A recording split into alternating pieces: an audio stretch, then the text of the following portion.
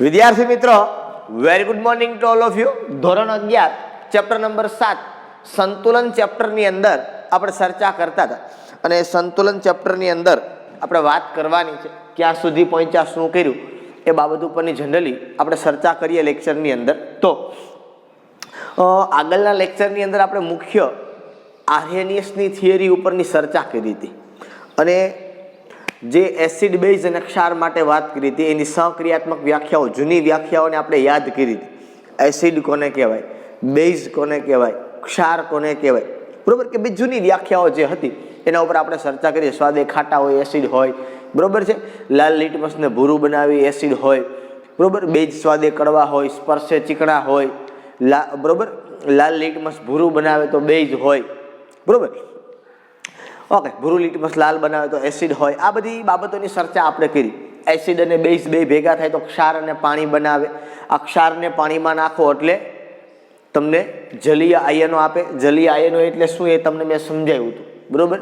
ધ્રુવીય દ્રાવક હોય તો ધ્રુવીય દ્રાવ્ય ધ્રુવીય દ્રાવકમાં ઓગળે અને અધ્રુવીય દ્રાવ્ય અધ્રુવીય દ્રાવકમાં ઓગળે, બરોબર. ધ્રુવીય એટલે કેવું તો કે ભાઈ બે પરમાણુ વચ્ચે વિદ્યુત ઋણતાનો તફાવત હોય તો એને ધ્રુવીય કહેવાય અને બે પરમાણુ વચ્ચે વિદ્યુત ઋણતાનો તફાવત ન હોય અથવા તો ઓછો હોય ખૂબ જ તો એને અધ્રુવીય કહેવાય, બરોબર.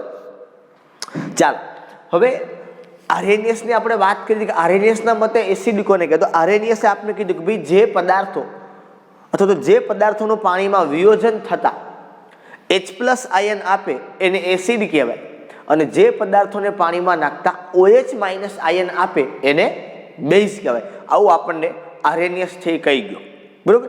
પણ અમુક એની મર્યાદાઓ હતી કે H+ લાંબો સમય અસ્તિત્વ નથી ધરાવતો એટલે એ H+ થી એક્વિયસ હોય, જલીય હોય ને પાણી સાથે પ્રક્રિયા કરી અને H3O+ આયન બનાવે જેને આપણે હાઇડ્રોનિયમ આયન કહીએ છીએ. શું કહીએ છીએ આપણે એને? Hydronium ion. અને એની આકારની વાત કરીએ તો એ ત્રિકોણીય પિરામિડલ આકાર ધરાવે છે, એ આપણે ચર્ચા કરી, બરોબર. ચાલો, હવે ત્યાર પછીની જો વાત કરીએ આપણે તો એની અંદર આપણે એવી જોયું કે બીજી પરિસ્થિતિ કે ભાઈ એમોનિયા બેઝ છે, NH3 એ બેઝ છે છતાં પણ આર્હેનિયસના મતે એને બેઝ સાબિત કરી શકાતો નથી. એનો મતલબ કે આર્હેનિયસની જે વ્યાખ્યા છે એની અંદર અમુક મર્યાદાઓ આવે છે. શું મર્યાદા આવે આર્હેનિયસની થિયરીની અંદર? તો કે ભાઈ જે પદાર્થમાં H+ હોય એને એસિડ કહી શકે, જે પદાર્થમાં OH- આયન હોય એને બેઝ કહે, કારણ કે હોય તો જ છૂટો પડશે પાણીમાં, નહીં હોય તો છૂટો નહીં પડે. તો આનો મતલબ એવો થયો કે એસિડ બેઝનું વર્ગીકરણ એને H+ અને OH- ના સંબંધની અંદર અથવા તો એના આધારે એને આપ્યું. તો બે મર્યાદાઓ મેં તમને કીધી. H+ લાંબો સમય અસ્તિત્વ ન ધરાવે એટલે H+ ને બદલે H3O+ એવું કહેવાય જેને આપણે હાઇડ્રોનિયમ આયન બોલીએ છીએ. શું બોલીએ છીએ? H3O+ એટલે હાઇડ્રોનિયમ આયન, બરોબર. અને એવી જ રીતે OH- આયનની વાત કરીએ આપણે તો એને હાઇડ્રોક્સિલ આયન બોલે. શું બોલે? હાઇડ્રોક્સિલ. અથવા તો હાઇડ્રોક્સાઇડ બોલો તો પણ ચાલે અને હાઇડ્રોક્સિલ બોલો તો પણ ચાલે, બરોબર. ચાલો, હવે મેં તમને કાલે વાત કરી કે આપણે એસિડ અને બેઝ અંગેની 3 વ્યાખ્યાઓ છે એની ચર્ચા આપણે કરવાની છે કે 3 વ્યાખ્યાઓ આપણે જોવાની છે. એમાંથી આપણે બીજી વ્યાખ્યા તરફ જઈએ છીએ. આપણે એસિડ બેઝની સંકલ્પનાની અંદર હું લઈ જાઉં છું તમને બ્રોન્સ્ટેડ-લોરી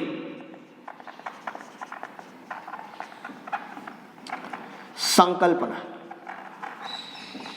આ બ્રોન્સ્ટેડ-લોરી સંકલ્પના છે એ કોની છે? તો કે ભાઈ આ બ્રોન્સ્ટેડ-લોરી સંકલ્પના જે છે એ એસિડ અને બેઝની છે. શેની છે? એસિડ અને બેઝની આ સંકલ્પના છે. કઈ? બ્રોન્સ્ટેડ અને લોરી સંકલ્પના છે એ એસિડ અને બેઝની સંકલ્પના છે. ઓકે, શું કે છે? તો કે ભાઈ જોહાનિસ બ્રોન્સ્ટેડ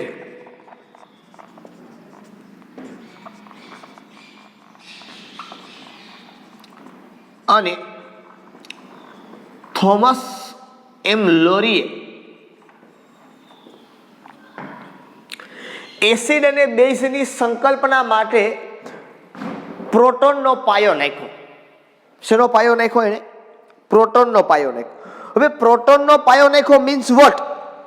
કે ભાઈ એને પ્રોટોનના આધારે સમજાયું કે એસિડ કોને કહેવાય અને બેઝ કોને કહેવાય. મતલબ આ પ્રોટોન ઉપર પાયો નાખ્યો. કોના ઉપર પાયો નાખ્યો? પ્રોટોન ઉપર. પ્રોટોન ઉપર પાયો નાખ્યો એનો મતલબ શું થયો? તો કે પ્રોટોનના આધારે, પ્રોટોન એટલે H+ ની વાત કરું છું હું. જેની વાત કરું છું H+, કે બી એ પ્રોટોનના આધારે એસિડ શું છે અને બેઝ શું છે એની વાત એણે કરી. તો લોરીએ એસિડ અને બેઝની સંકલ્પના માટે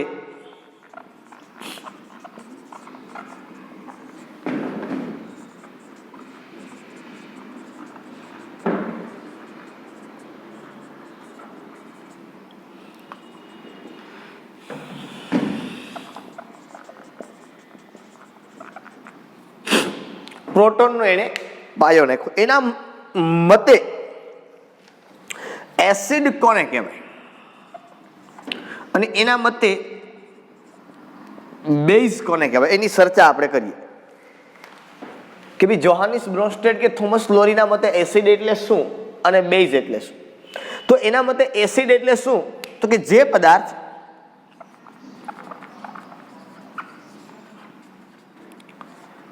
H+ નું દાન કરે, મતલબ પ્રોટોન દાતા થયો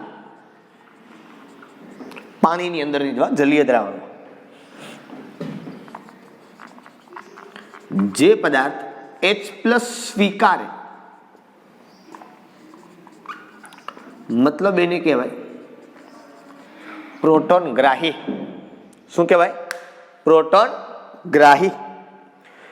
તો એસિડ અને બેઝની એને જે વ્યાખ્યાઓ આપણને આપી બ્રોન્સ્ટેડ અને લોરીએ, એ પ્રોટોનના સંદર્ભની અંદર આપી કે જે પદાર્થ H+ નું દાન કરે એને એસિડ કહેવાય, અથવા તો જે પદાર્થ જલીય દ્રાવણમાં H+ આયન મુક્ત કરે, બરોબર, એને એસિડ કહેવાય. અને જે પદાર્થ જલીય દ્રાવણમાંથી H+ સ્વીકારે એને બેઝ કહેવાય. મેં આખી વ્યાખ્યા નથી લખી, ઇન શોર્ટ, બરોબર. વ્યાખ્યા તમને ક્યાંય પૂછાશે નહીં, પણ વ્યાખ્યા આવડતી હોય તો જ તમને આગળ ખ્યાલ પડશે, કે તો જ તમે એ ટર્મ્સ છે એ સમજી શકશો. જો એક વસ્તુ યાદ રાખવાની, સાયન્સ વસ્તુ છે એની શું છે ખબર?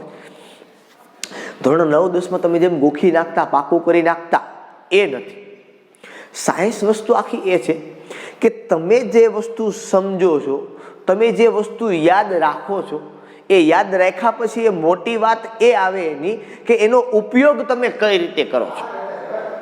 જો તમે કોઈ વસ્તુ યાદ કરેલી છે, જો તમે કઈ વસ્તુ પાકી કરેલી છે, તો એ પાકી કરેલી વસ્તુ કે યાદ રાખેલી વસ્તુ છે કે સમજેલી વસ્તુ છે, એનો તમે દાખલાઓની અંદર, કોઈ સમીકરણની અંદર, કોઈ રાસાયણિક પ્રક્રિયામાં એનો ઉપયોગ તમે કેવી રીતે કરો છો, કે તમને કેવી રીતે કરતા આવડે છે, ધેટ ઇઝ સાયન્સ.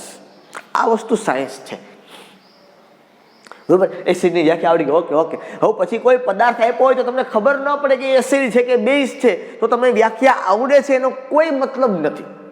તમને એની વ્યાખ્યા આવડે છે એ મિનિંગલેસ છે, એનો કોઈ મતલબ નથી. સમજણ શક્તિ કેળવવી એ ખૂબ અગત્યની છે. જેટલી સમજણ શક્તિ વધુ તમારામાં આવશે, બરોબર છે, એટલું તમને ઇઝી વધુ સાયન્સ લાગશે, બરોબર. એ પછી કેમેસ્ટ્રી હોય, ફિઝિક્સ હોય, મેથ્સ હોય કે બાયોલોજી હોય, કોઈ પણ સબ્જેક્ટ તમારો હોય, ચારમાંથી કોઈ પણ સબ્જેક્ટ ઉપર તમે કામ કરતા હોય, તમારી સમજણ શક્તિ અગત્યની છે. તમે આપણે કોઈ પણની અંદર રાસાયણિક સૂત્રો મેળવીએ, હવે એ સૂત્રનો ઉપયોગ તમારે ક્યાં કરવો દાખલામાં, કેવી રીતે કરવો, જો એ ખબર ના પડતી હોય તો એ સૂત્ર તમને તારવતા આવડે છે એ મિનિંગલેસ છે, એનો કોઈ મતલબ નથી, બરાબર છે, ઓકે. એટલે આ નાની નાની બાબતો છે, તમે તો કીધે રાખો, તમારો ધંધો છે ખાલી બોલવાનો, બરોબર. યાદ રાખશો, સમજશો, મુખ્ય વસ્તુ સમજવાની છે કે સમજશો અને સમજી અને પછી તમે જે સમજેલા છો એનો ઉપયોગ કરશો, બરોબર, તો તમને વધારે આઈડિયાઓ આવશે. અને બસ એ જ વસ્તુ છે કે તમને ખ્યાલ પડે છે, એને જ કહેવાય તમને ખ્યાલ પડે છે. બાકી તમને માનો કે એસિડ કે બેઝની વ્યાખ્યા આવડે છે, આરએનએસની કે બ્રોન્સ્ટેડ લોરીની, ડઝન્ટ મેટર, એ મોટી વાત નથી. પણ કોઈ પદાર્થ આપ્યો હોય, એ પદાર્થમાં તમને કીધું હોય કે આરએનએસ એસિડ કોણ, બ્રોન્સ્ટેડ એસિડ કોણ, અને એ તમને એની અંદરથી ગોતતા આવડી જાય તો તમને વ્યાખ્યા આવડે છે એ સાર્થક થાય, એ મિનિંગ વાળું કહેવાય. ઓકે, ચાલો. તો એસિડ અને બેઝ માટેની વ્યાખ્યા બ્રોન્સ્ટેડ અને લોરી આ પ્રકારે આપને આપેલી છે. હવે તમને કદાચ યાદ હશે કે આપણી પાસે એક મર્યાદા હતી એમોનિયા માટેની. સપોઝ આપણી પાસે એક પ્રક્રિયા છે NH3 + H2O. તો શું થાય, કેવી રીતે પ્રક્રિયા આગળ વધે? સર NH3 એટલે એમોનિયા, તમને ખબર છે આપણે લગભગ અવારનવાર આ ચેપ્ટરની અંદર હેબર વિધિ માટે કામ કર્યું. પણ આ જે NH3 છે ને એની ઉપર અહીંયા આ બે ટપકા હોય. સર આ ટપકા ક્યાંથી આવે એ અમને ન સમજાણ. ઓકે, સમજાવું તમને ટપકા કેમ આવે. આ NH3 છે. હવે આમાંથી જુઓ તો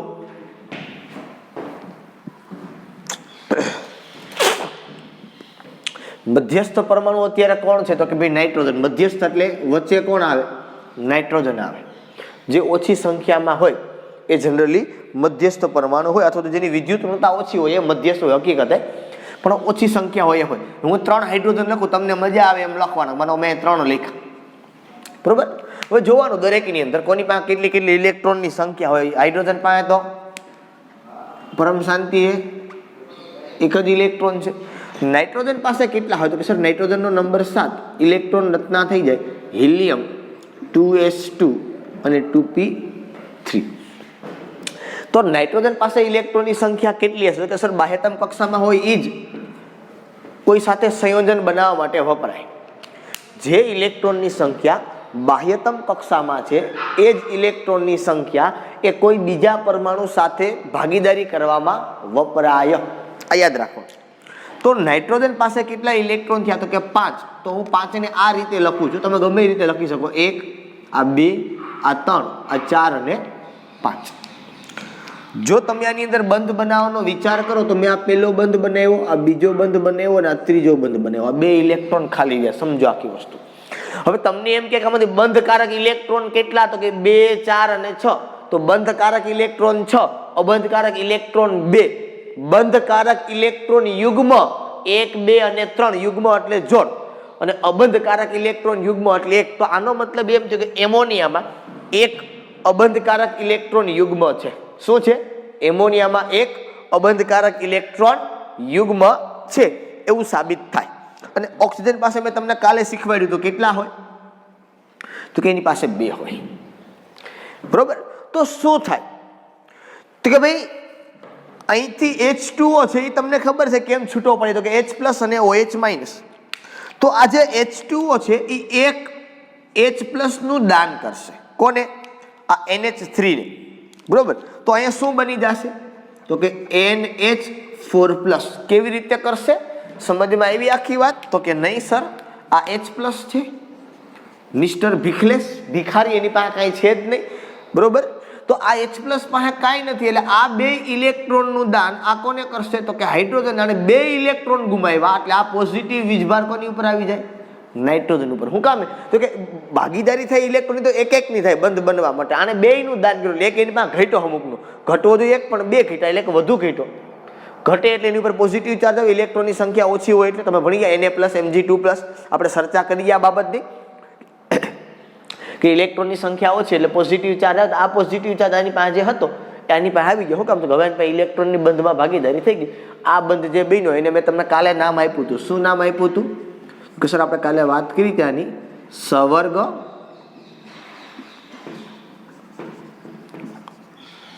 સહસંયોજક બંધ.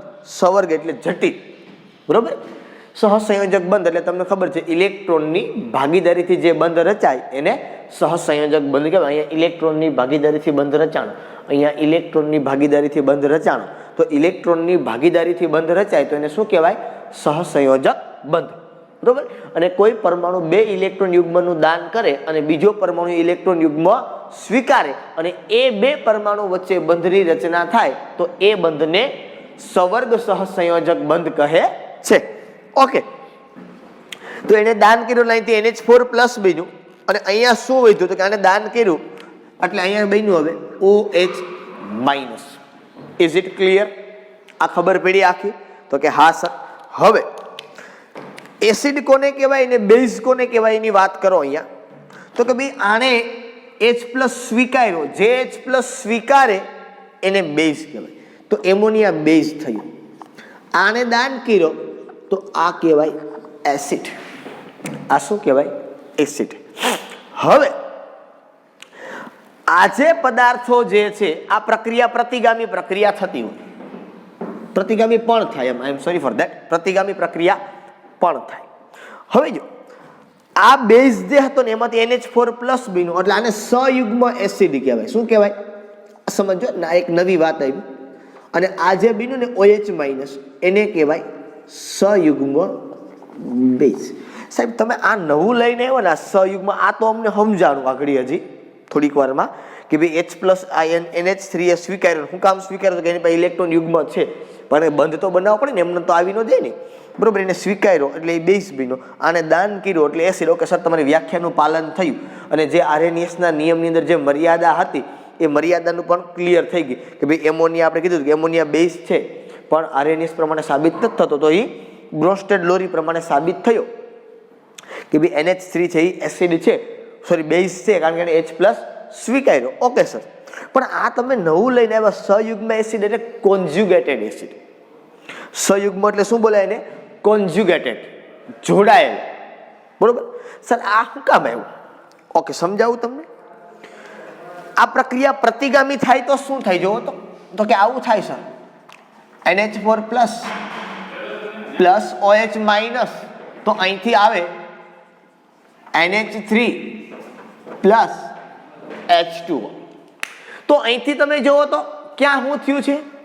તો કે સર અહીંથી ખ્યાલ એવો પડે અમને કે અહીંથી એક H પ્લસ નું દાન આને થયું છે, અહીંથી દાન થયું આને થયું, આને દાન કર્યું એટલે આ ભાઈ બહેના એસિડ, આને H પ્લસ ને સ્વીકાર્યો એટલે આ ભાઈ બહેના બેઝ.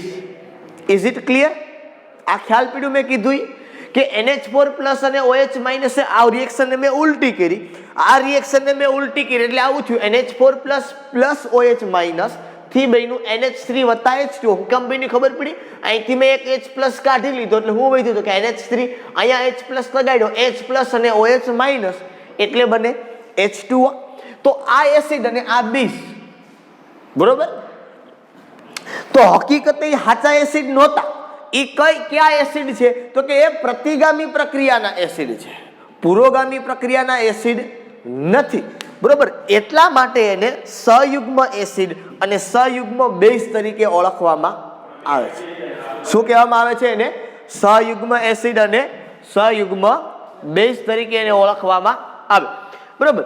હવે સયુગ્મ એસિડ અને સયુગ્મ બેઝ માટેની જો આપણે ચર્ચા કરીએ કે સર આ સયુગ્મ એસિડ કે સયુગ્મ બેઝ કેવા હોય, તો એક વસ્તુ ખાસ તમારે નોંધ તરીકે રાખવાની કે આની જોડ હોય ભેગી, બરોબર?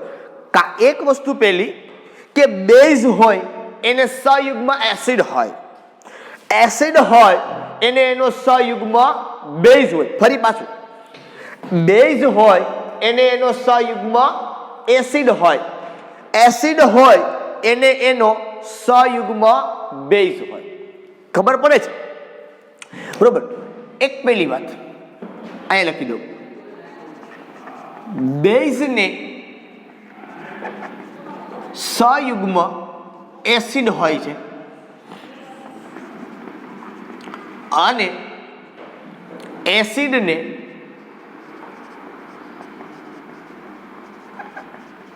સયુગ્મ બેઝ હોય છે, બરાબર છે? બીજી વાત ભેગી લખી દઉં. અત્યારે કદાચ સમજ ન આવે તમને, પણ થોડી વાર પછી તમને શકો કે ત્યારે જ લખી દઈશ, એટલે અત્યારે તમને કઈ માથાકૂટ કરાવતો નથી. ઓકે, એક બીજી પ્રક્રિયા તમારી માટે લઉં હું અને એને સમજાવું, પછી આપણે ફાઇનલ આખું એસિડ બેઝનું કન્ક્લુઝન કરીએ આની અંદર. માનો કે HCl એસિડ છે, તમને ખબર છે, પ્લસ H2O. અહીંયા તમને ખબર ઓક્સિજન ઉપર ઇલેક્ટ્રોન યુગ્મ હોય.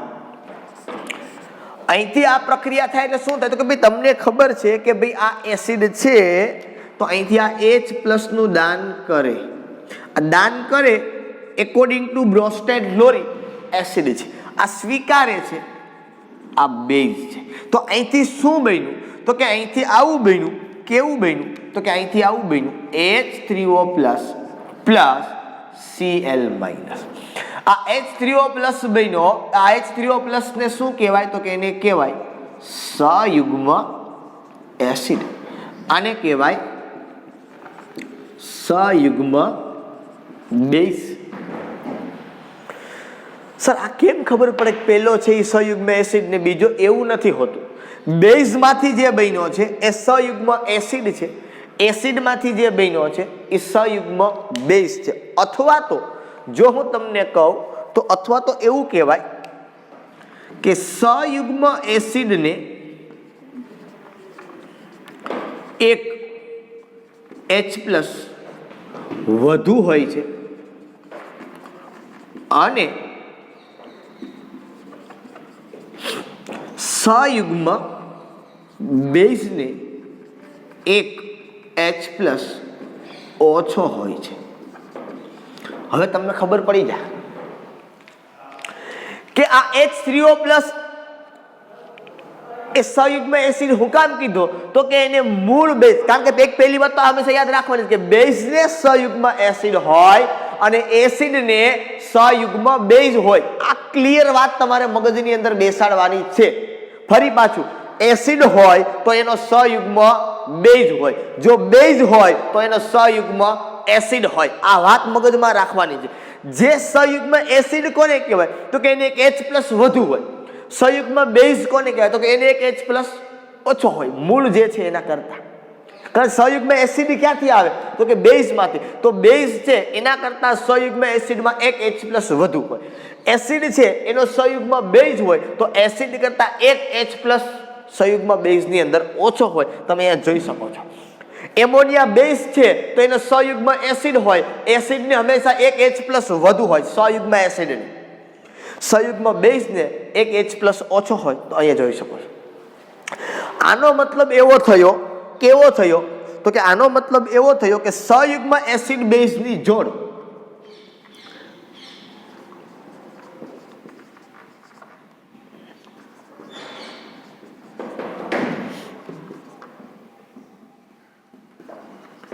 એક H+ થી જુદી પડે છે. આ બેને તમે ભેગા કરો તો આમાં બેની અંદર ચેન્જ એક H+ નો છે કે આની પાસે એક H+ વધુ છે અને આની પાસે એક H+ ઓછો છે. કારણ કે H+ નું ટ્રાન્સફર થયું છે તો એ જ થાય ને ભાઈ. કારણ કે પ્રક્રિયા દરમિયાન માત્ર ને માત્ર શું થયું છે ભાઈ તો કે ભાઈ પ્રક્રિયા દરમિયાન માત્ર ને માત્ર H+ નું જ ટ્રાન્સફર થયું છે. એકે ગુમાવ્યો છે, બીજાએ સ્વીકાર્યો છે. એકે દાન કર્યું છે, બીજાએ દાનને સ્વીકાર્યું છે. એનો મતલબ એક પ્રોટોન દાતા થયો, એક પ્રોટોન ગ્રાહી થયો. બરાબર. પ્રોટોન એટલે H+ ની અહીંયા વાત હંમેશા કરવામાં આવે છે. આ વસ્તુ તમારે મગજની અંદર રાખવાનું છે. બરાબર. તો આ સંયુગ્મ એસિડ અને સંયુગ્મ બેઝ માટેની વાત થઈ. સંયુગ્મ એસિડ અને સંયુગ્મ બેઝ એ બીજું કંઈ નથી, એ પ્રતિગામી પ્રક્રિયાના એસિડ અને બેઝ છે. શું છે એ મેં તમને દેખાડ્યું કે એ પ્રતિગામી, હકીકતે એ પ્રતિગામી પ્રક્રિયાના એસિડ અને પ્રતિગામી પ્રક્રિયાના બેઝ છે. એટલે આપણે એને સંયુગ્મ એસિડ અને સંયુગ્મ બેઝ કહીએ છીએ. મતલબ conjugated acid and conjugated base. Conjugated એટલે જોડાયેલા, કોની સાથે જોડાયેલા. બરોબર. એના જેવા જ છે અથવા તો એની સાથે જોડાયેલા છે. NH3 માંથી NH4+ બન્યું, H2O માંથી OH- બન્યું. ઓકે, ચાલો આના સંદર્ભમાં અમુક પ્રશ્નો કે દાખલા તો ન કહેવાય પણ પ્રશ્નો પૂછવામાં એવા છે. એ પ્રશ્નોનું આપણે સોલ્યુશન કરશું એટલે આપણને બહુ સરસ રીતે આના જવાબ જે આપતા આપને આવડશે અને એના ઉપરથી થોડીક વધારે પડતો આપણો ફંડામેન્ટલ પણ ક્લિયર થશે. એ પ્રશ્નોના જવાબ આપતા પહેલા મારે તમને એક વસ્તુ છે એ સમજાવવી છે અથવા તો બતાવવી છે. શું બતાવવું છે મારે તમને તો કે તમે જુઓ, હું બતાવું છું.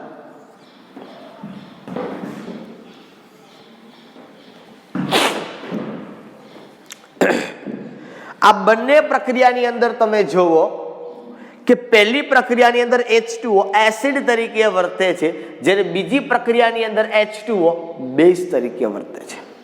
તો એનો મતલબ એવો થયો, કેવો થયો કે એનો મતલબ એવો થયો કે H2O એ એસિડ અને બેઝ એમ બંને તરીકે વર્તન કરે છે અથવા તો કરી શકે છે.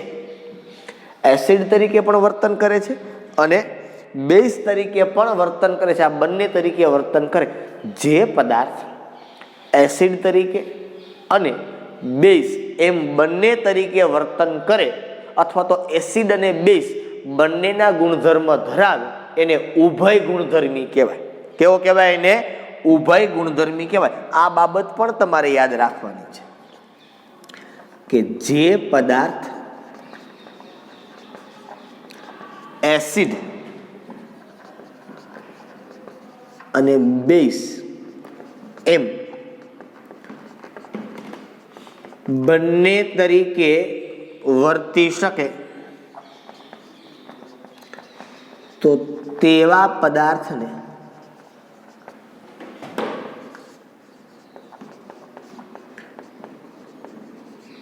ઉભય ગુણધર્મી કહે છે. આમાં એક જ છે આપણી પાસે અટાણે, મિસ્ટર H2O, મિસ્ટર ભૂ, બરોબર, કે ઉભય ગુણધર્મી. ઉભય ગુણધર્મી મતલબ એમ્ફોટેરિક, બરોબર, બંનેના ગુણધર્મ ધરાવે. એસિડનો ગુણધર્મ પણ ધરાવે, બેઝનો ગુણધર્મ પણ ધરાવે. પછી અમુક પદાર્થો એવા હોય કે એસિડ તરીકે પણ ન વર્તે અને બેઝ તરીકે પણ ન વર્તે, એને તટસ્થ કહેવાય. બરોબર, 4 પ્રકાર પડી ગયા પદાર્થના. એસિડ હોય, બેઝ હોય, કે એસિડ બેઝ બંને હોય તો એને ઉભય ગુણધર્મી કહેવાય. જે અમુક પદાર્થ એવા કે એસિડ પણ ન હોય અને બેઝ પણ ન હોય તો એને કેવા કહેવાય? તટસ્થ. કારણ કે એસિડ બેઝ ત્યારે કે જ્યારે પદાર્થનું પાણીમાં વિયોજન થાય કે આયનીકરણ, 2 વ્યાખ્યા પ્રમાણે અત્યારે એટલું જ છે, બરોબર, તો એને આપણે એસિડ બેઝ કહી શકીએ. પણ અમુક પદાર્થ એવા કે જેનું પાણીમાં આયનીકરણ થાય જ નહીં, બરોબર, તો એને એ પદાર્થ તો છે જ, તો એસિડ પણ નથી, બેઝ પણ નથી, એસિડ બેઝ એમ બંને પણ નથી, તો એને શું કહેવાય? તટસ્થ. બરોબર, તો આ વસ્તુ અગત્યની છે. 5-10 વખત લખી નાખજો એટલે મગજની અંદર યાદ રહે કે ઉભય ગુણધર્મી એટલે શું એમ. બરોબર, એસિડ બેઝની વ્યાખ્યા પણ 10-10 વખત તો મિનિમમ લખી જ નાખવાની. આરએનએસની 10 વખત, બ્રોસ્ટેડ લોરીની 10 વખત, આ ઉભય ગુણધર્મની વાત કરી તો એ તમારે 10 વખત ઝીકી નાખવાની. એટલે આટલું તમે લખતા જશો. આ બહુ ઇમ્પોર્ટન્ટ વાત છે. અવારનવાર ડગલે ને પગલે કામ આવશે જ્યારે રિએક્શનની અંદર. બરોબર, અને મેં તમને હમણાં કીધું એમ કે વ્યાખ્યા તમને આવડે છે ઇમ્પોર્ટન્ટ નથી. ઇમ્પોર્ટન્ટ એ છે કે વ્યાખ્યાનો ઉપયોગ કરતા તમને આવડે છે કે નહીં. ઓકે, અમુક એક્ઝામ્પલ મારે તમને કરાવવા છે. એક્ઝામ્પલ ઉપર આપણે જઈએ. એક્ઝામ્પલ તો નથી પણ નાના નાના પ્રશ્નો છે આપણી પાસે. ઓકે, કોયડો 7.12 આપણને આપેલો છે. એની અંદર એવું કીધું છે, નીચેના બ્રોસ્ટેડ એસિડ, નીચેના બ્રોસ્ટેડ એસિડ માટે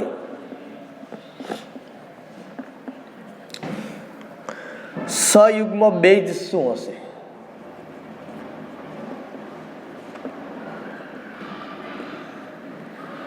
કોના કોના માટે કીધું છે? HF, H2SO4 અને એક ત્રીજો લીધો છે HCO3-. બરોબર, પછી ભેગો ભેગો લખી નાખો. જવાબ આમાં મળી જાય તમને. કોયડો 7.13. કારણ કે એક સરખા જ પ્રશ્નો છે એટલે એમાં કંઈ પ્રશ્ન નથી. 7.13 એવું કીધું, નીચેના બ્રોસ્ટેડ બેઝ માટે સયુગ્મ એસિડ લખો. ક્યાં ક્યાં કીધા? તો કે NH2-, NH3 અને HCOO-. હજી એક પ્રશ્ન લખી નાખીએ આપણે. પ્રથમ કોયડો 7.14.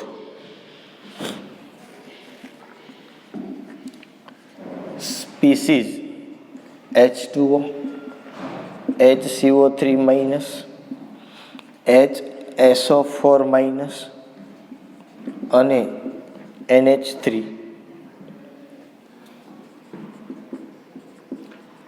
બ્રોસ્ટેડ એસિડ અને બેઝ એમ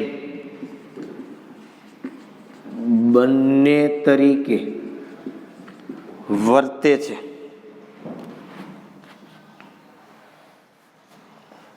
દરેક કિસ્સા માટે, દરેક કિસ્સા માટે અનુરૂપ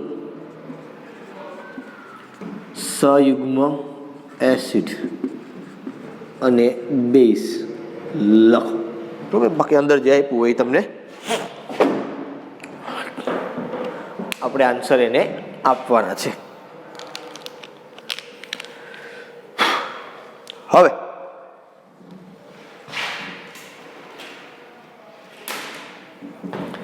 નીચેના બ્રોસ્ટેડ એસિડ છે આ બધાય, તો એના માટે આપણે લખવાનો છે સયુગ્મ બેઝ. એક વસ્તુ ખાલી માત્ર મગજમાં રાખવાની છે કે સયુગ્મ બેઝ એટલે શું, તો કે એક પ્રોટોન ઓછો, એક પ્રોટોન ઓછો. આમાંથી H+ કાઢી નાખો, F-, આમાંથી H+ કાઢી નાખો, HSO4-. આમાંથી એક H+ કાઢી નાખો. બરાબર, રેવડી? ચાલો, નીચેના બ્રોસ્ટેડ બેઝ માટે સયુગ્મ એસિડ લખો. લખવાનું શું છે? સયુગ્મ એસિડ. સયુગ્મ એસિડ એટલે એક H+ વધુ. આમાં એક H+ વધુ તો NH3, એક H+ ઉમેરી દઉં તો આમાં એક વધુ તો શું થઈ જાય? NH4+ થઈ જાય ને, તટસ્થ છે એટલે પ્લસ લાગી જાય. અહીંયા માઇનસ છે તો શું થઈ જાય? તો કે HCOOH. Is it clear? એકદમ સરળ છે, આમાં કંઈ અઘરું નથી. ઓકે, સેકન્ડ આપ્યું છે સ્પીસીઝ આપી છે આપણને H2O, HCO3-, HSO4- અને NH3. સ્પીસીઝ કઈ છે આપણી પાસે? તો કે ભાઈ H2O છે, HCO3- છે, HSO4- છે અને NH3 છે. સ્પીસીઝ એટલે નાનો ભાગ. બરોબર, કે પછી એવું નથી હોતું કે ધન આયન પણ હોય, ઋણ આયન પણ હોય, તટસ્થ પણ હોય, કોઈ પણ હોઈ શકે. બરોબર, હવે આના એ બ્રોસ્ટેડ એસિડ અને બેઝ એમ બંને તરીકે વર્તે છે. બ્રોસ્ટેડની વાત કરી, કમ્પલસરી એસિડ બેઝ નથી કીધું. બ્રોસ્ટેડ એસિડ અને બ્રોસ્ટેડ બેઝ એમ બંને તરીકે વર્તન કરે છે. મતલબ H+ સ્વીકારી પણ શકે ને H+ ગુમાવી પણ શકે. તો એના માટે એનો સયુગ્મ એસિડ અને સયુગ્મ બેઝ આપણે લખવાનું છે. તો પહેલો હું અહીંયા આપું સયુગ્મ એસિડ, આ સાઈડ લખું અને આ સાઈડ લખીએ આપણે સયુગ્મ બેઝ. ઓકે, તમારે નક્કી કરવાનું છે કે પહેલા આપણે એસિડ લખવા કે બેઝ. તમારા મગજની અંદર જાય પહેલા આપણે એસિડ લખી. તો સયુગ્મ એસિડ એટલે શું? તો કે એક H+ વધુ. હાલો, આમાં એક H+ ઉમેરો તો શું થાય? તો કે H3O+. હાલો, આમાં ઉમેરો તો કે H2CO3. આમાં ઉમેરો તો કે H2SO4. આમાં ઉમેરો તો કે NH4+. રેવડી? Second one. હાલો, સયુગ્મ બેઝ. સયુગ્મ બેઝ એટલે શું? તો કે સયુગ્મ બેઝ એટલે એક પ્રોટોન ઓછો. હાલો, આમાંથી એક પ્રોટોન ઓછો તો કે OH-. એટલે આમાંથી એક ઓછો CO3-. રેડી ને? હજી એક કાઢી નાખો. આમાંથી એક ઓછો SO4-. આમાંથી એક ઓછો NH2-. આ થઈ ગયા એને અનુરૂપ સયુગ્મ એસિડ અને સયુગ્મ બેઝ. ઓકે, એકદમ સરળ પ્રશ્નો છે આની અંદર આપવામાં આવેલા છે. સ્વાધ્યાયમાં પણ પ્રશ્નો આપ્યા છે આના.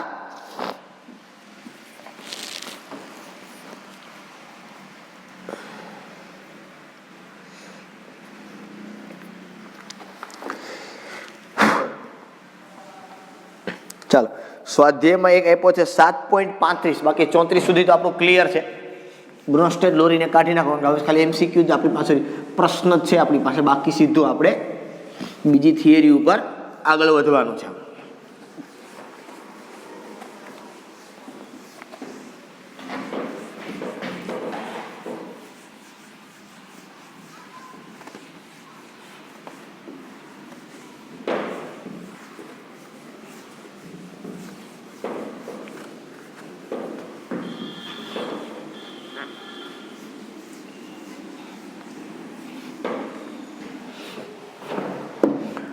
સ્વાધ્યાયમાં 7.35 નંબર ઉપર જઈએ આપણે.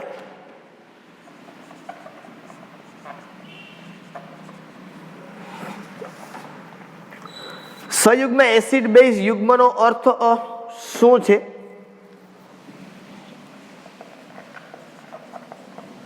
સયુગ્મ એસિડ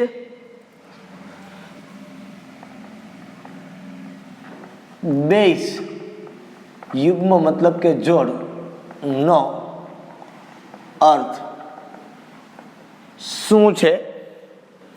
નીચેની સ્પીસીઝ માટે સંયુગ્મ એસિડ અથવા બેઝ શોધો. નીચેની સ્પીસીઝ માટે સંયુગ્મ એસિડ અથવા બેઝ શોધો. આવી જ કંઈક સ્પીસીઝ આપણે અમુક આપી છે, બરોબર. સ્પીસીઝ તરીકે કોણ કોણ છે તો જોઈએ આપણે.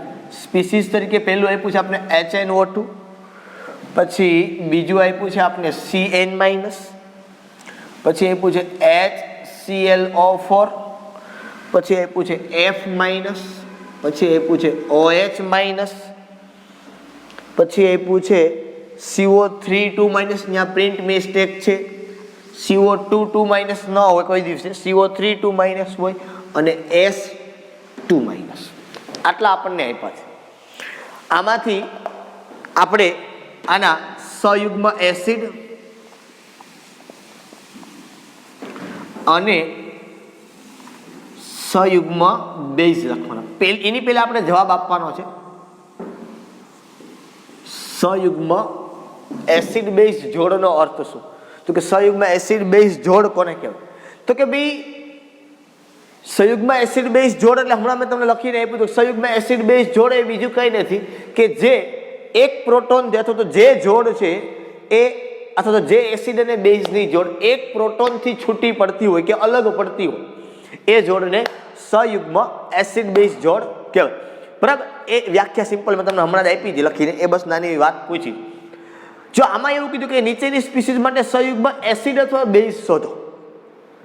જો એનો મતલબ ઘણી વખત એવું મારો એસિડ હોય તો એસિડ અને બેઝ હોય તો બેઝ, બે હોય તો બે, બાકી બેમાંથી એક જે હોય. પહેલા આપણે એસિડ માટે વાત કરીએ. આની અંદર તો કે આની અંદર આનો એસિડ છે એ તમને ન મળે. HNO2 છે એ થઈ ગયો. હવે H+, કારણ કે સંયુગ્મ એસિડ એટલે એક H+ વધુ. આની અંદર હવે તમે જનરલી એક H+ વધુ છે એ લખી શકો નહીં. CN-, આમાં એક H+ લખો એટલે શું થાય તો કે HCl. આમાં શક્ય નથી. આમાં એક H+ લખો એટલે શું થઈ જાય HF. આમાં લખો તો કે H2O. આમાં લખો તો કે એક H આવે એટલે HCO3-. આમાં લખો તો કે આમાં આવે HS-. બરોબર છે. હવે આની અંદર સંયુગ્મ બેઝ એની અંદર વાત કરીએ, બરોબર. તો એક H+ ઓછો તો અહીંથી કાઢો તો શું થઈ ગયું તો કે NO2-. આમાં H+ છે જ નહીં, આમાં છે તો આમાં ClO4-. આમાં નથી, આમાં ઓક્સિજન 2-. એક કાઢી નાખો એટલે આમાં તો કે નથી, આમાં તો કે નથી. રેડી. સિમ્પલ સોબત વાત છે તમારે માત્ર ને માત્ર મગજની અંદર રાખવાની છે કે ભાઈ એક H+ ઓછો તો સંયુગ્મ બેઝ મૂળ છે ને કદાચ એક H+ વધુ તો સંયુગ્મ એસિડ. બરાબર છે. ઓકે, ચાલો. બાકી હોમવર્કની અંદર તમારે સ્વાધ્યાયની અંદર 7.37, 38 ને 39, બરોબર. ક્યાં હોમવર્કની અંદર સ્વાધ્યાયમાં 7.37, 7.38 અને 7.39 એ લોકોની ભૂલ છે. બેઠે બેઠા તમને ઉદાહરણની અંદર જે પ્રશ્ન આપ્યા છે એ જ બેઠે બેઠા પ્રશ્ન તમને 7.39 ની અંદર આપ્યા છે. એટલે એ કાંઈ બહુ મોટી વાત છે નહીં તમારી, એની સેમ ટુ સેમ વાત તમને આપી છે, બરોબર. એટલે એ જ વસ્તુ તમને પૂછવામાં આવી છે. ઓકે, ચાલો. ત્યાર પછી એક બીજો સિદ્ધાંત છે એસિડ બેઝનો, એની પણ સાથે સાથે આપણે ચર્ચા કરી લઈએ, વાત કરી લઈએ. એકદમ સરળ ને નાનો એવો છે આ, બરોબર. ઓકે, જઈએ એની ઉપર. આપણે આટલો ભાગ કાઢી નાખું છું એટલે મારે આમ બહુ દૂર લખવા જવું નહીં.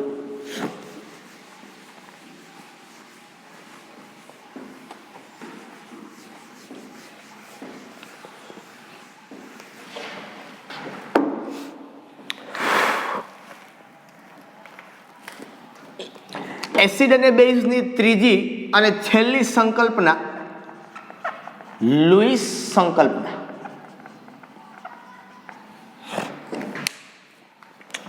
કોણે વ્યાખ્યા આપી હતી? લુઈસે. પહેલી વાત તો એ થઈ સાહેબ લુઈસની શું મજા આવી તો કે ભાઈ બ્રોન્સ્ટેડ લોરી એસિડની અંદર મર્યાદા હતી. શું હતી બ્રોન્સ્ટેડ લોરી એસિડની અંદર? મર્યાદા હતી. શું મર્યાદા હતી?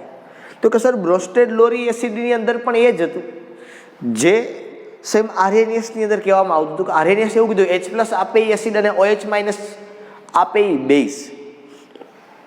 બ્રોન્સ્ટેડ લોરી એવું કીધું કે H+ આપે એસિડ અને H+ સ્વીકારે બેઝ. તો એસિડમાં તો બંને ભાગની અંદર સમાન થયું. આરએનએસે પણ કીધું કે H+ આપે એસિડ, બ્રોન્સ્ટેડ લોરીએ પણ આપણે કીધું H+ આપે એસિડ. તો એનો મતલબ એમ થયો કે બ્રોન્સ્ટેડ એસિડ અને આરએનએસ એસિડ આ બે સમાન છે. બરોબર છે. તો અમુક તટસ્થ પદાર્થો જેની અંદર H છે જ નહીં, જેની અંદર હાઇડ્રોજન છે જ નહીં, એવા પદાર્થોને એસિડ બેઝનું વર્ગીકરણ કરવું હોય તો, કારણ કે OH- કે H+, બરોબર, તો એના માટે હાઇડ્રોજન હોવો કમ્પલસરી છે એ પદાર્થની અંદર. પણ માનો કે એવા પદાર્થો છે કે જેની અંદર હાઇડ્રોજન છે જ નહીં, તો શું એ પદાર્થ એસિડ બેઝ તરીકે ના વર્તી શકે? તો કે વર્તી શકે છે ને. તો એને કઈ રીતે આપણે વ્યાખ્યાયિત કરવું કે આ એસિડ છે અને બેઝ છે, એ વસ્તુ સમજાવવા માટે 1927ની અંદર G.N. લુઈસ છે એ આવ્યું. ક્યારે? 1927ની અંદર G.N. લુઈસ નામના વૈજ્ઞાનિકે બરાબર એસિડ અને બેઝ માટે વ્યાખ્યા આપી. પણ કેવા એસિડ અને કેવા બેઝ માટે કે જેમાં H+ અથવા તો હાઇડ્રોજન હોય જ નહીં, છતાં પણ તમે હા એવું નથી. લુઈસની સંકલ્પના એવી સરસ છે બરોબર કે જે સંકલ્પનાની અંદર ઓલા બે પણ ભેગા આવી જાય. ક્યાં? આરએનએસ એસિડ અને બ્રોન્સ્ટેડ લોરી. આરએનએસ એસિડ બેઝ અને બ્રોન્સ્ટેડ લોરી એસિડ બેઝ એ બંનેનો પણ આની અંદર સમાવેશ થઈ જાય. શેની અંદર? લુઈસના મતે. કારણ કે પેલીની જેમ જ થયું કે ભાઈ પેલા મારો આરએનએસ હતી તો મર્યાદા આવી એની અંદર, બરોબર.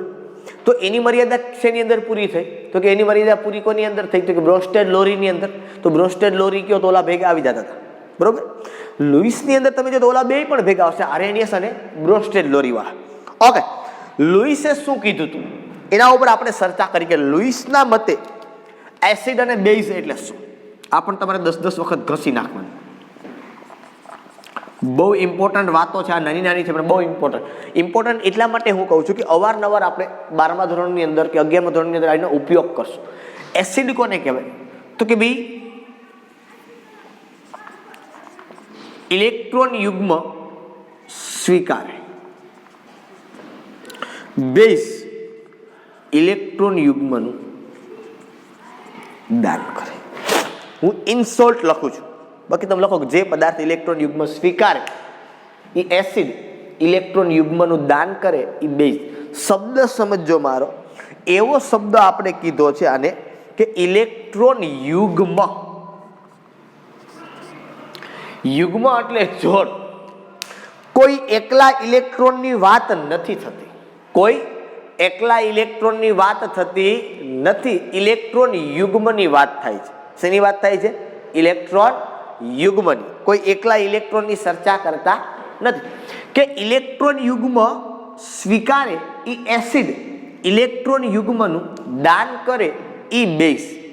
દાખલા તરીકે હું તમને એક સિમ્પલ એક્ઝામ્પલ આપું કે એક મારી પાસે છે BF3 અને એની હું રિએક્શન કરું છું NH3 સાથે.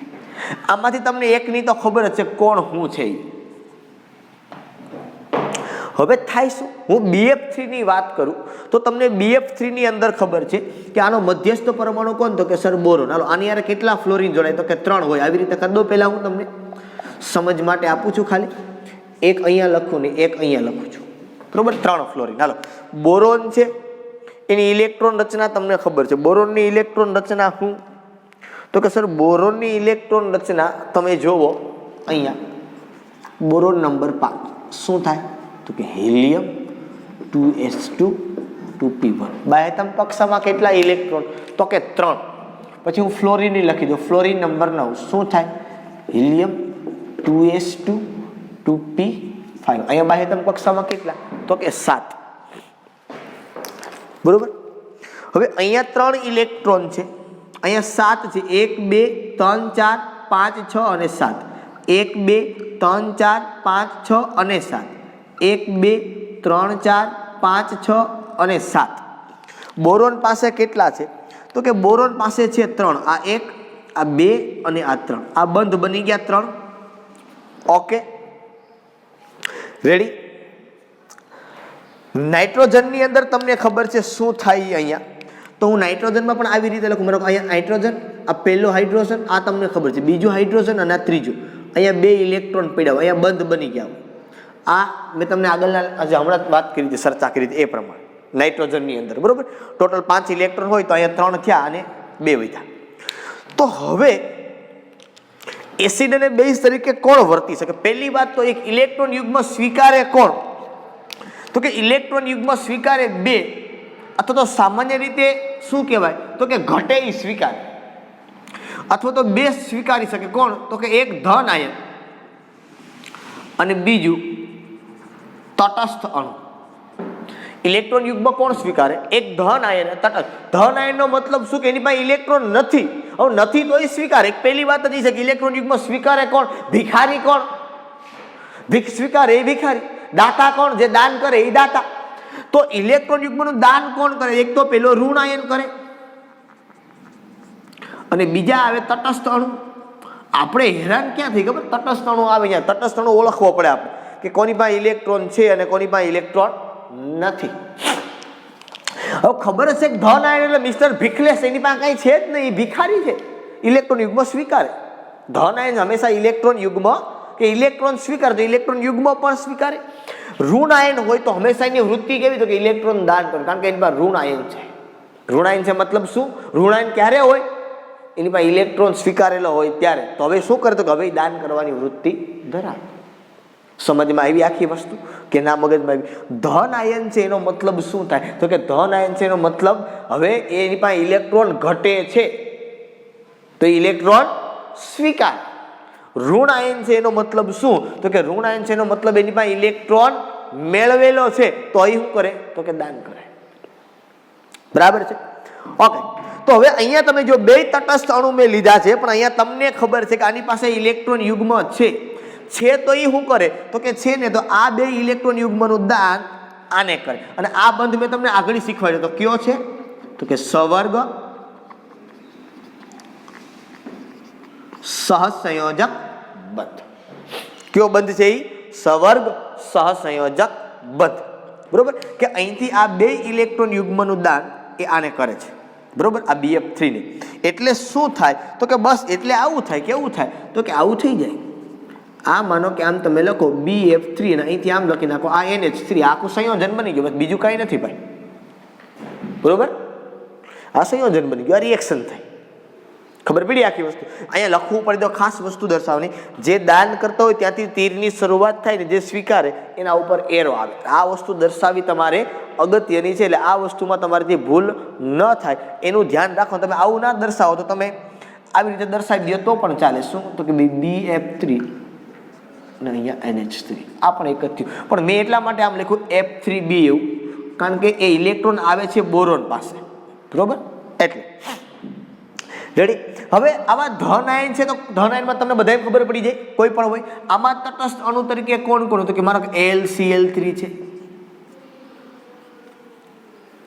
બરોબર, પછી BF3 છે, પછી BCl3 છે. આમાં તો તમને ખબર પડી જ જાય. બરોબર, પછી તો કે ભાઈ MgCl2 છે. આ બધા તટસ્થ અણુ કેવા? તો કે જે એની પાસે ઇલેક્ટ્રોન નથી. તટસ્થ અણુ કે જેની પાસે ઇલેક્ટ્રોન છે એવા કોણ કોણ? તો કે એવું એક તો પેલા H2O, બીજું તો કે બીજો એવો એમોનિયા. આ બધા બાકી ઋણ આયન તો બધા પાસે ઇલેક્ટ્રોન છે, બધા ઋણ આયન. પણ આ તટસ્થ અણુ મેં ક્યાં લખીને તમને આપ્યા કે જેની પાસે ઇલેક્ટ્રોન છે. બરોબર, અને એ ખબર કેમ પડે? તો કે આવી રીતે ખબર પડે. હવે એલ્યુમિનિયમ કેટલા બંધ બનાવી તમને ખબર હોવી જોઈએ. શું હોવી જોઈએ તમને ખબર? કેમ ખબર હોય? એલ્યુમિનિયમ સમૂહ નંબર 13, સમૂહ નંબર 13 તો બાહ્યતમ કક્ષામાં કેટલા ઇલેક્ટ્રોન? તો બાહ્યતમ કક્ષામાં 3 છે તો 3 બંધ બની ગયા. વાર્તા પૂરી, ભિખારી થઈ ગયો, કઈ બાકી નથી. અહીંયા બોરોન કેટલા બંધ બનાવે? બોરોન તો કે સમૂહ નંબર 3 કેટલા બંધ બનાવે? તો કે 3 બનાવે. 3 બની ગયા, વાર્તા પૂરી. Same boron. મેગ્નેશિયમ કેટલા બંધ બનાવે? તો કે સમૂહ નંબર 2 બાહ્યતમ કક્ષામાં કેટલા ઇલેક્ટ્રોન? તો કે 2 બંધ બની ગયા, વાર્તા પૂરી, ભિખારી. આ ખબર પડે, એમાં ક્યાંય ગોતવા જવાનું નથી, બરોબર. અહીંયા મધ્યસ્થ પરમાણુ કોણ? તો કે ઓક્સિજન. ઓછી સંખ્યા હોય મધ્યસ્થ પરમાણુ થાય. ઓક્સિજન સમૂહ નંબર તો કે 16. બાહ્યતમ કક્ષામાં કેટલા ઇલેક્ટ્રોન? કે 6. કેટલા બંધ બનાવી શકે મેક્સિમમ? તો કે 6 બનાવી શકે. બનાવ્યા કેટલા? 2. તો કે હજી 4 પીડા હોય. નાઇટ્રોજન સમૂહ નંબર 15. બાહ્યતમ કક્ષામાં તો કે 5 ઇલેક્ટ્રોન, બરોબર. કેટલા બંધ બનાવ્યા? તો કે 5 બનાવી શકે. કેટલા બનાવ્યા? તો કે 3 બનાવ્યા. હજી કેટલા પીડા? તો કે હજી 2 પીડા. પીડા તો દાન કરે, નથી તો સ્વીકારે. Very simple and very clear, બરોબર. બાકી ધન આયનમાં ઋણ આયનમાં તમને ખબર પડે કે કોણ કોણ ધન આયન છે અને કોણ કોણ ઋણ આયન છે, બરોબર છે. એટલા જ માટે મેં તમને અવારનવાર કીધું કે સમૂહ છે એ સમૂહ નંબર 1, 2, 13, 14, 15, 16, 17, 18 આ તમને મોઢે આવડતા હોવા જોઈએ. તો અને માત્ર તો જ તમને પ્રશ્નો છે એનું સોલ્યુશન કરતા ફટાફટ આવડશે. અને આ તો અવારનવાર આવું આવશે, આવું અવારનવાર આવશે કે કયું તત્વ કયા સમૂહનું છે, બરોબર. આમાં તમને કોઈ પણ ની અંદર દરેકની અંદર ખબર પડી જવી જોઈએ. માનો કે તમને આવું આપેલું હોય, બરોબર, કે CH4, તો સીધી ખબર પડી જાય ભાઈ. કાર્બન સમૂહ નંબર 14. બાહ્યતમ કક્ષામાં 4 ઇલેક્ટ્રોન હોય, 4 4 વપરાઈ ગયા? તો કે હા છે. તો કે નથી. તો શું કરે? સ્વીકારે? તો કે હવે સ્વીકારે. તો એસિડ. કોઈ પણ પદાર્થ દુનિયાનો તમે લઈ લ્યો, આની અંદર એને મૂકો એને, તો તમે કહી શકો કે એ લુઈસ એસિડ છે કે લુઈસ બેઝ. શબ્દ સમજો, ભેગું હવે આ રાખવાનું છે કે લુઈસ એસિડ કે લુઈસ બેઝ. લુઈસ એસિડ કોને કહેતો? કે ઇલેક્ટ્રોન યુગ્મ સ્વીકારે એ લુઈસ એસિડ, ઇલેક્ટ્રોન યુગ્મનું દાન કરે એ લુઈસ બેઝ. આ બહુ અગત્યની સંકલ્પના છે, બરાબર. ઇલેક્ટ્રોન યુગ્મની વાત છે, એકલા ઇલેક્ટ્રોનની વાત નથી. એટલા માટે ઇલેક્ટ્રોન યુગ્મ રાખવું પડે કે સામેવાળો છે એ ભિખારી છે, એને 2 ઇલેક્ટ્રોનનું દાન કરવું પડે. કારણ કે બંધ બનાવો છે. બંધ એકલા ન બને. લગ્ન એકલા ન થાય ન થાય. એમાં 2 જોઈએ, બરાબર. 2 વ્યક્તિ જોઈએ, એમને ન થાય, બરોબર છે. પછી ડિપેન્ડ સામેવાળા ઉપર છે કે કેવો જોઈએ છે, બરોબર. વ્યક્તિ કહેવાનો મતલબ આખો એવો છે મારો, બરાબર, કે ઇલેક્ટ્રોન યુગ્મ સ્વીકારે ને એક ઇલેક્ટ્રોન યુગ્મનું દાન કરે, એમાંથી તમને ઓળખતા આવડવા જોઈએ, બરોબર. અને ઓળખવાના કેમ? તો મેં તમને કીધું એ પ્રમાણે સમૂહ ઉપરથી ખબર પડે, ઓળખતા તમને આવડી જાય, બરોબર. આ બહુ અગત્યની વસ્તુ. મેં તમને કીધું ઇલેક્ટ્રોન રચના છે એ તમને મોઢે ખ્યાલ પડવો જોઈએ કે આ તત્વ છે. આમાં આટલી આ વાર્તા પૂરી કમ્પ્લીટ થઈ જાય, એમાં કાંઈ બીજું બાકી ન રહે. પણ ઇલેક્ટ્રોન રચના બહુ અગત્યની. મેં બહુ રાડો પાડી હતી તે દિવસે કે ઇલેક્ટ્રોન રચના ખૂબ અગત્યની છે, તમને આવડવી જોઈએ, બરોબર. આપણે શું બાના કાઢીએ? સર ત્યારે લેક્ચરમાં નેટવર્ક નહોતું ને આમ હતું. બીજા દિવસે જોઈ લેવાય ભાઈ. કન્ટિન્યુઅસ લેક્ચર જોશો તો જ ખબર પડશે કે શું છે, કેવી રીતે છે, બરોબર. ઓકે, ચાલો. આની ઉપર તમને અમુક MCQ છે એ આપેલા છે, પ્રશ્નો. નાના નાના MCQ તો ના કહેવાય. એનું સોલ્યુશન આપણે કરીએ.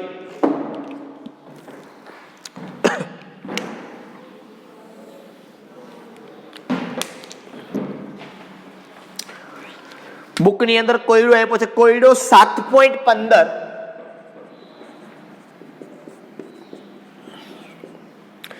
નીચેની સ્પીસીઝને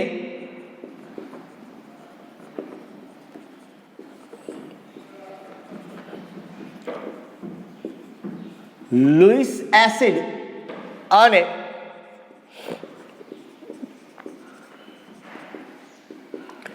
લુઈસ બેઝમાં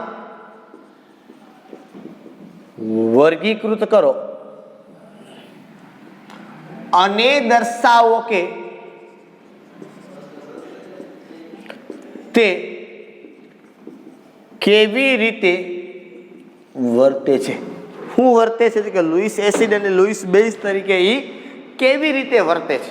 કોણ છે એ તો લખવાનું ભૂલાઈ ગયું. પહેલું છે આમ લખાય ખરેખર OH-, બીજું છે એ F-, ત્રીજું છે એ H+, અને ચોથું છે એ છે BCl3. ઓકે, આ 4 પદાર્થો આપ્યા છે. એમાંથી આપણે પહેલા તો લુઈસ એસિડ કોણ ને લુઈસ બેઝ કોણ? પહેલા તો છે ને અગત્યની વાત છે, ધન ઋણ એટલે ખબર પડી જ જાય.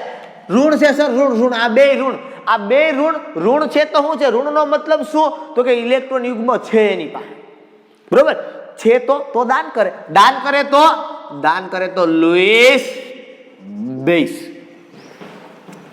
ભિખારી H+, મૂળ કુવામાં ઇલેક્ટ્રોન જ નથી, કઈ છે જ નહીં, તો લુઈસ એસિડ. BCl3 ની વાત કરી છે. બોરોન સમૂહ નંબર 13 બાહ્યતમ કક્ષામાં 3 ઇલેક્ટ્રોન હોય, 3 બંધ બની ગયા, ભિખારી લુઈસ એસિડ. કેમ બને? અરે ભાઈ હવે સીધી વાત છે, હવે પૂછવાની વાત જ ક્યાં ને, કારણ કે ઇલેક્ટ્રોન યુગ્મ છે તો એ દાન કરે તો લુઈસ બેઝ છે, દાન કરે તો લુઈસ બેઝ નથી તો સ્વીકારે તો લુઈસ એસિડ. આવો જ પ્રશ્ન તમને સ્વાધ્યાયમાં આપ્યો છે 7.40 હોમવર્ક. આ જ છે, આવો જ નહીં, સેમ ટુ સેમ. એ લોકોની ભૂલ છે, તમને આ જ પ્રશ્ન છે એ આપી દીધો છે. બરોબર છે? ચાલો કે ભાઈ માનો કે લુઈસ બેઝ હોય ને તો એની પાસે અબંધકારક ઇલેક્ટ્રોન યુગ્મ હોય, એટલે જેની પાસે ઇલેક્ટ્રોન યુગ્મ નથી એને ઇલેક્ટ્રોન યુગ્મનું દાન કરે. લુઈસ એસિડ હોય તો એ જેની પાસે ઇલેક્ટ્રોન યુગ્મ છે એવી સ્પીસીઝ એ પછી ઋણ આયન કે તટસ્થ અણુ પાસેથી એ ઇલેક્ટ્રોન યુગ્મ સ્વીકારે, અબંધકારક ઇલેક્ટ્રોન યુગ્મ સ્વીકારે. ખાસ યાદ રાખજો, સ્વીકારે કે દાન થાય, પણ આ કયા ઇલેક્ટ્રોનનું થાય છે તો કે અબંધકારક ઇલેક્ટ્રોન યુગ્મનું, બંધકારક નહીં. અને હંમેશા યાદ રાખજો કે કોઈ પણ પરમાણુની અંદર હંમેશા બંધમાં કયા ઇલેક્ટ્રોન ભાગ લે તો કે બાહ્યતમ કક્ષાના ઇલેક્ટ્રોન છે. બાહ્યતમ કક્ષાના ઇલેક્ટ્રોન એટલે કેવા તો કે નિષ્ક્રિય વાયુ પછી જે તમે ઇલેક્ટ્રોન લખો છો આ ઇલેક્ટ્રોન છે એ બાહ્યતમ કક્ષાના ઇલેક્ટ્રોન છે. અને આ બાહ્યતમ કક્ષાના ઇલેક્ટ્રોન જ બંધની અંદર ભાગ લે.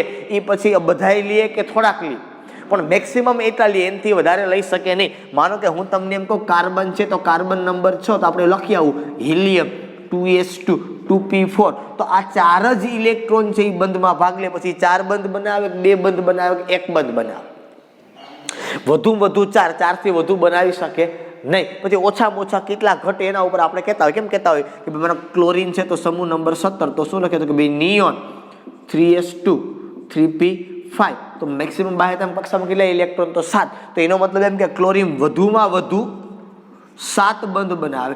ઘટે કેટલો તો કે 1, તો કે ઓછામાં ઓછો 1 બંધ બનાવે.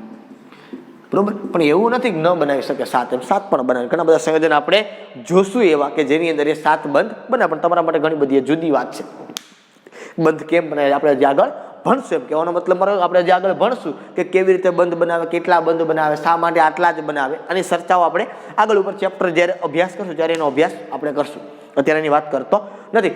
ખૂબ અગત્યની વાત છે આર્હેનિયસ એસિડ બેઝ, બ્રોન્સ્ટેડ લોરી એસિડ બેઝ અને લુઈસ એસિડ બેઝ, આની વ્યાખ્યાઓ અને આનો ઉપયોગ કરતા તમને ખાસ આવડવો જોઈએ. કોઈ પણ પદાર્થ તમને આપેલો હોય એ પદાર્થ એસિડ બેઝ કે ક્ષાર તરીકે વર્તન કરશે આ તમને ખ્યાલ પડવો જોઈએ. બરાબર છે? ઓકે, ચાલો અહીં સુધી આજના માટે રાખીએ.